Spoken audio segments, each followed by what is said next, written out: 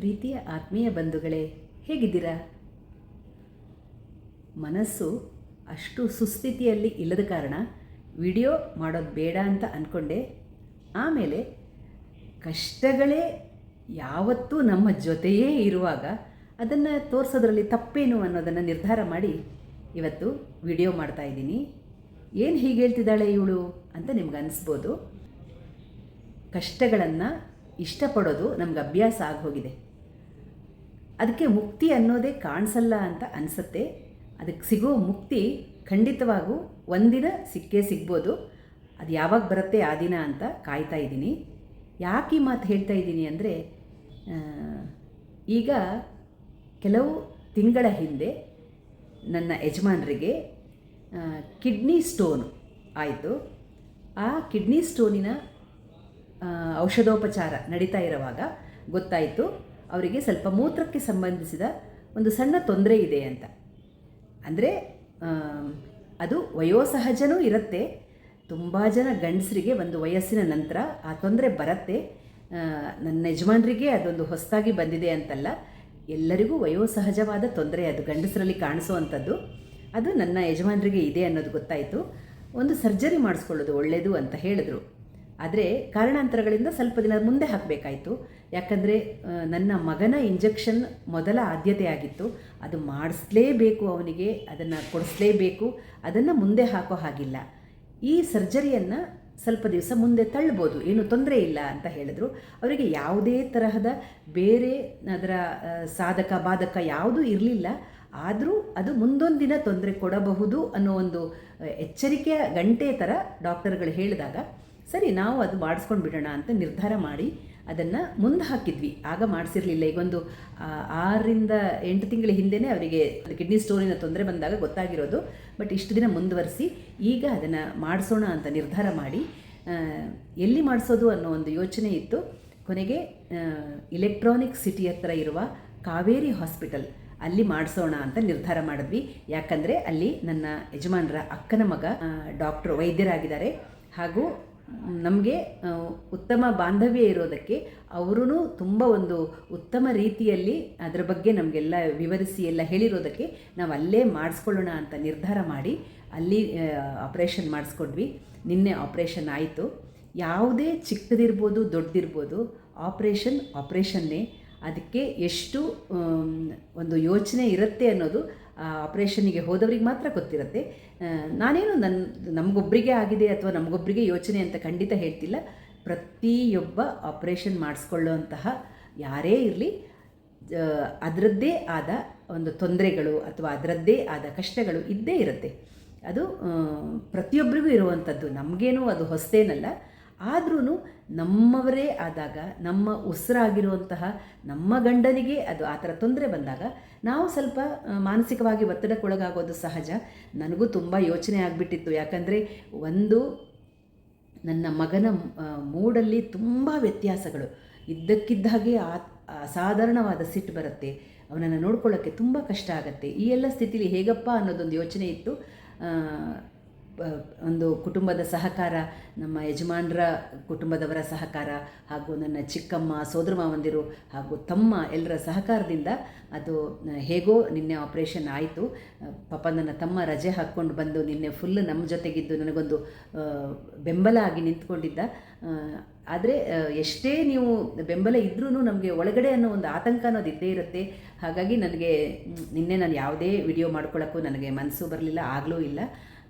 ಇವತ್ತು ಒಂದು ಸ್ವಲ್ಪ ಅವರು ಸುಧಾರಿಸೋ ಒಂದು ಸ್ಥಿತಿ ಹಂತದಲ್ಲಿದ್ದಾರೆ. ನನ್ನ ಮಗನೂ ತುಂಬ ತೊಂದರೆ ಕೊಟ್ಟ. ಅವನೊಂದು ಹಾಸ್ಪಿಟ್ಲಲ್ಲಿ 4 ದಿವಸ ಅವನನ್ನು ಇಟ್ಕೊಂಡು ಇರಬೇಕು ಅನ್ನೋದು ಸುಲಭದ ಮಾತಲ್ಲ. ಆದರೂ ಪಾಪ ಆಸ್ಪತ್ರೆಯ ನಮ್ಮ ಯಜಮಾನರ ಅಕ್ಕನ ಮಗನ ಸಹಕಾರ ಹಾಗೂ ಆಸ್ಪತ್ರೆಯವರ ಸಹಕಾರದಿಂದ ನಮಗೆ ಒಂದು ದೊಡ್ಡದಾಗಿರುವಂತಹ ಸೂಟ್ ರೂಮನ್ನೇ ಪ್ರೊವೈಡ್ ಮಾಡಿದರು. ಹಾಗಾಗಿ ಅವನನ್ನು ಇಟ್ಕೊಂಡಿರೋಕ್ಕೆ ನಮಗೆ ಅಷ್ಟೇನು ತೊಂದರೆ ಆಗಲಿಲ್ಲ. ಆರಾಮಕ್ಕೆ ನಾವು ಇದ್ವಿ. ಸ್ವಲ್ಪ ಅವನನ್ನು ಸುಧಾರಿಸ್ಕೊಳ್ಳೋದೊಂದು ಸ್ವಲ್ಪ ಕಷ್ಟ ಆಗ್ತಾ ಇತ್ತು. ಆದ್ರೂ ಹೇಗೋ ಮ್ಯಾನೇಜ್ ಮಾಡಿಕೊಂಡು ಅವನನ್ನು ಜೊತೆಯಲ್ಲಿ 4 ದಿನದಿಂದ ಆಸ್ಪತ್ರೆಯಲ್ಲಿ ಇದ್ದೀವಿ. ಈಗ 3ನೇ ದಿನ ಇವತ್ತು. ನಾಳೆ ಸಂಜೆ ಒಳಗಡೆ ಡಿಸ್ಚಾರ್ಜ್ ಮಾಡ್ತಾರೆ ಅಂತ ಅನಿಸ್ತಾ ಇದೆ. ಗೊತ್ತಿಲ್ಲ ಹೇಗೆ ಏನು ಅನ್ನೋದು ಗೊತ್ತಿಲ್ಲ. ನೋಡಬೇಕಿನ್ನು ಹೇಗಾಗತ್ತೆ ಅಂತ. ಮನುಷ್ಯನಿಗೆ ಕಾಯಿಲೆಗಳು ಅಥವಾ ತೊಂದರೆಗಳು ಬರೋದು ಸಹಜ.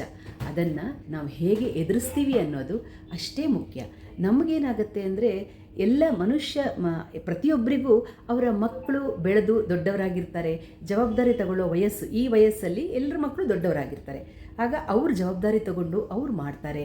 ಅಥವಾ ನಾವು ಇನ್ನೊಬ್ಬರ ಮೇಲೆ ತುಂಬ ಅವಲಂಬಿಸೋದು ಬೇಕಾಗಲ್ಲ. ಆದರೆ ನಮ್ಮ ಪರಿಸ್ಥಿತಿ ಹಾಗಿಲ್ವಲ್ಲ. ಈಗ ಅವನಿಗೆ ತೊಂದರೆ ಆದಾಗ ನಾವು ಹೇಗೋ ಮ್ಯಾನೇಜ್ ಮಾಡಿಬಿಡ್ತೀವಿ. ನಾವು ಯಾರ ಸಹಕಾರ ಆಗಲಿ ಅಥವಾ ಸಹಾಯವನ್ನು ಕೇಳಲ್ಲ. ಆದರೆ ನಮಗೇ ಏನಾದರೂ ತೊಂದರೆ ಆದಾಗ ನಾವು ಏನು ಮಾಡಬೇಕು? ಯಾರನ್ನು ಕೇಳಬೇಕು? ಅವನು 34 ವರ್ಷದ ಮಗ ಇದ್ರೂ ಅವನು 3 ವರ್ಷದ ಮಗು ಥರನೇ. ಅವನು ಯಾವತ್ತಿದ್ರೂ ಮಗು. ಅವನಿಗೆ ನಾವು ಜವಾಬ್ದಾರಿ ಆಗಲಿ ಅಥವಾ ಯಾವುದನ್ನು ಅವನಿಂದ ನಿರೀಕ್ಷಿಸೋಕ್ಕಾಗಲ್ಲ. ಆದರೆ ಅವನನ್ನು ನಿರೀಕ್ಷಿಸದೆ ಅವನನ್ನು ನೋಡ್ಕೊಳ್ಳೋಕ್ಕೆ ಒಬ್ಬರು ಬೇಕಾಗಿರುವಾಗ ನಾವು ಹೇಗೆ ನಮ್ಮವರಲ್ಲೇ ಒಬ್ರಿಗೆ ತೊಂದರೆ ಬಂದಾಗ ಹೇಗೆ ನಿಭಾಯಿಸೋದು? ದೇವರ ಆಶೀರ್ವಾದ ಏನೋ ಇರುತ್ತೆ.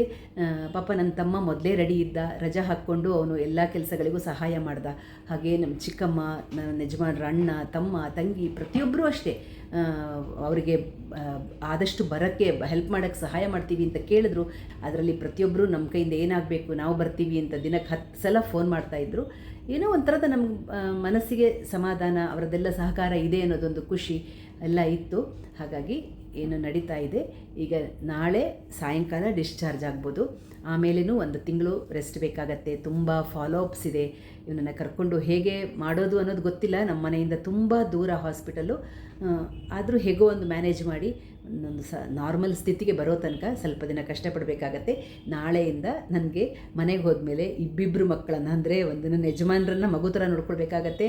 ಹಾಗೆ ನಮ್ಮ 34 ವರ್ಷದ ಮಗುವನ್ನು ಮಗು ಥರನೇ ನೋಡ್ಕೊಳ್ಬೇಕಾಗತ್ತೆ. ಎರಡೆರಡು ನೋಡ್ಕೊಳ್ಳೋ ಭಾರ ನನ್ನ ಮೇಲಿದೆ. ಮಾಡೋಣ, ದೇವರು ಒಂದು ಶಕ್ತಿ ಕೊಟ್ಟಿದ್ದಾನೆ. ಇವತ್ತು ಆಸ್ಪತ್ರೆಯಲ್ಲೂ ಪ್ರತಿಯೊಬ್ಬರು ಹೇಳ್ತಾ ಇದ್ದರು ಅವನನ್ನು ನೋಡ್ಕೊಳ್ಳೋದು ಎಷ್ಟು ಕಷ್ಟ ಇದೆ ಅಂತ. ಪ್ರತಿಯೊಬ್ಬರಿಗೂ ಒಂಥರ ನೋಡಿ ಬೇಜಾರಾಗ್ತಾ ಇತ್ತು. ಆದರೆ ಏನು ಮಾಡೋಕ್ಕೂ ಆಗಲ್ಲ ಅಲ್ವಾ? ನಾವೇನು ಮಾಡೋದು? ಅವನನ್ನು ಎಲ್ಲಿ ಇಲ್ಲ, ನನ್ನ ಚಿಕ್ಕಮ್ಮ, ಮೈದುನನ ಹೆಂಡತಿ, ತಮ್ಮನ ಹೆಂಡತಿ ಎಲ್ಲರೂ ನಮ್ಮ ಮನೇಲಿ ಬಿಡಿ ಅಂತ ಕೇಳಿದ್ರು. ಆದರೆ ಅವನ ಈ ಮಾನಸಿಕ ಸ್ಥಿತಿ ಈಗ ಇರೋ ಥರ ಅರ್ಧ ಗಂಟೆಯಲ್ಲಿ ಇರಲ್ಲ. ಯಾವಾಗ ಸಿಟ್ಟು ಬರುತ್ತೆ, ಏನಾಗತ್ತೆ ಅನ್ನೋದು ತುಂಬ ಕಷ್ಟ ಹೇಳೋದು. ಹಾಗಾಗಿ ನಾನು ಅವನು ಯಾವತ್ತಿದ್ರೂ ನನ್ನ ಜೊತೆಯಲ್ಲೇ ಇರಲಿ ಅಂತ, ಇಲ್ಲೇ ಇದನ್ನು ನೋಡಿ ಸುಕುಮಾರ ಕೂತ್ಕೊಂಡಿದ್ದಾನೆ, ಯಾವತ್ತಿದ್ರೂ ನನ್ನ ಜೊತೆನೇ ಇರಲಿ ಅಂತ ಕರ್ಕೊಂಡು ಬಂದ್ವಿ ನಾವು. ಪರವಾಗಿಲ್ಲ, ಇವತ್ತು ನಿನ್ನೆ ಸ್ವಲ್ಪ ಚೆನ್ನಾಗಿದ್ದ, ಇವತ್ತು ಚೆನ್ನಾಗಿದ್ದಾನೆ. ಮನುಷ್ಯನ ಜೀವನ ಅಂದ್ಕೊಂಡ ಹಾಗೆ ಇರಲ್ಲ. ತಿರುವುಗಳು, ಬೇಕಾದಷ್ಟು ತಿರುವುಗಳು ಬರುತ್ತೆ. ಆ ತಿರುವುಗಳು ಬಂದಾಗ ನಾವು ಎಚ್ಚರಿಕೆಯಿಂದ ಗಾಡಿಯನ್ನು ಓಡಿಸ್ಬೇಕಾಗತ್ತೆ ಅಷ್ಟೇ, ಇನ್ನೇನಿಲ್ಲ. ಗಾಡಿಯನ್ನು ಓಡಿಸೋದು ವ್ಯತ್ಯಾಸ ಆದರೆ ಏನಾಗುತ್ತೆ ಅನ್ನೋದು ನಿಮಗೂ ಗೊತ್ತಿದೆ.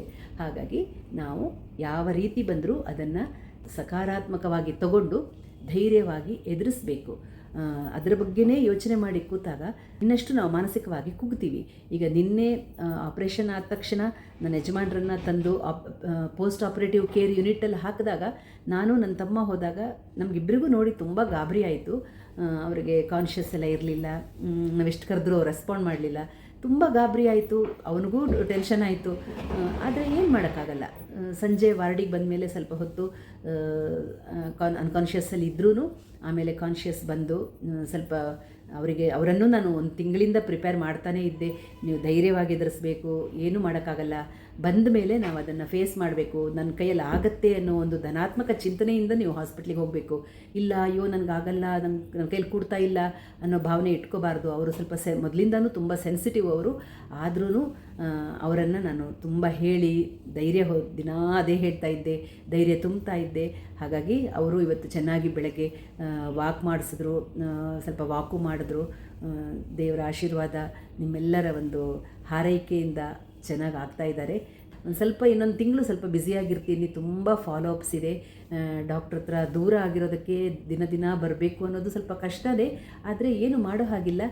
ನಮಗೆ ಬೇಕು ಅಂತಲೇ ನಾವು ಇಷ್ಟು ದೂರ ಬಂದು ಮಾಡಿಸ್ಕೊಂಡಿರೋ ಕಾರಣ ನಾವು ಅದನ್ನು ಮಾಡಲೇಬೇಕಾಗತ್ತೆ. ಬಟ್ ಆಸ್ಪತ್ರೆ ಸಿಬ್ಬಂದಿಗಳು ಎಲ್ಲ ತುಂಬ ಚೆನ್ನಾಗಿ ನೋಡಿಕೊಂಡ್ರು.